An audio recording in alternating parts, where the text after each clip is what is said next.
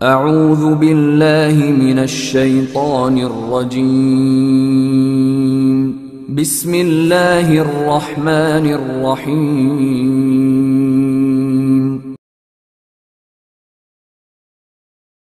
کہ وہ تسبیح جو ہے رزق کے لیے جناب سیدہ سلام اللہ علیہ کی تسبیح نہیں ہے، بلکہ وہ درود شریف کہ اللہم صلی علی محمد وعلی محمد، اس کی 10 تسبیحاں اگر آپ انشاءاللہ حضور پاک سے شروع کر کے تحفہ دیں ان کو پنجتن پاک تک، وہاں سے بھی آپ کو انشاءاللہ تحفہ ضرور ملے گا۔ تو اس میں وضو کی شرط ہے، چلتے پھرتے آپ کر سکتے ہیں، اور 12 تک جائیں اور اچھا ہے، 5 کم سے کم آپ 5000 تک، یہ رزق کے لیے بہترین چیز ہے۔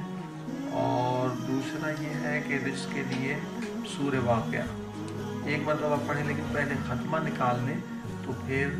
زیادہ پاور اس کی بڑھ جاتی ہے۔ ختمہ یہ ہے کہ 40 دن اس کا ختمہ ہے، پہلے 3 مرتبہ پڑھیں سونے سے پہلے،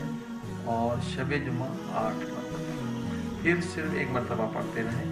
تو رزق میں یقیناً جواب وغیرہ سب میں ترقی ہوگی۔ اور دوسری آیت ہے سورہ طلاق کی، دوسری تیسری آیت ہے، یہاں سے شروع ہوتی میت تک اللہ یا جلو مخرج ایسے آیتوں سے میت توکل اللہ فحسب ان اللہ بالغ امرہ کل شیء قدر اس کی آخر۔ اس آیت کو جو ہے اس کی نماز فجر کے بعد ہے کہ اچھی تعداد میں پڑھی جائے، 70 تک پڑھ لیں، لیکن دن میں بھی اس کو پڑھ لیں تو اس سے بہت سارے رزق کے مسئلے حل ہو جاتے ہیں۔ اور اس کے علاوہ بھی رزق بڑھنے کے لیے جس بعد لوگ ہومس نہیں نکالتے، ہمارے ایک دوست تھے، ان کی بہت بیچاروں کی بہت زمینیں تھیں، مگر وہ پھٹے چلتے تھے، ہمیشہ بیچارے غریب تھے، مشکلات میں تھے۔ اگر زمین بک جاتی تو وہ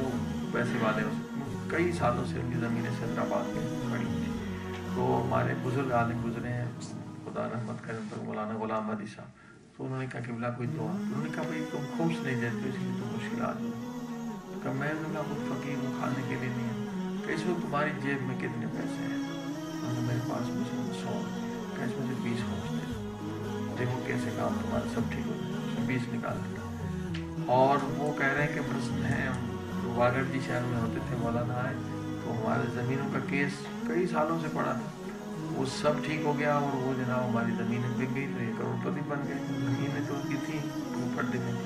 تو یہ خود خمس نکالنا بھی جو ہے جو رکاوٹ ہوتی ہے اس سے جو ہے دوری ہو جاتی ہے۔ پھر اگر نظر بھی کر لیں کہ اگر جاب مل جائے تو میں نیک کام کروں گا، مثلا یہ کسی یتیم کو، غریب کو، یا 2 رکعت نماز نظر کر لیں نماز، تو یہ بھی بہترین چیز ہے۔ یہ تینوں عمل آسان ہے انشاءاللہ، اور بھی بہت سے، لیکن آپ لوگوں کے لیے کافی ہے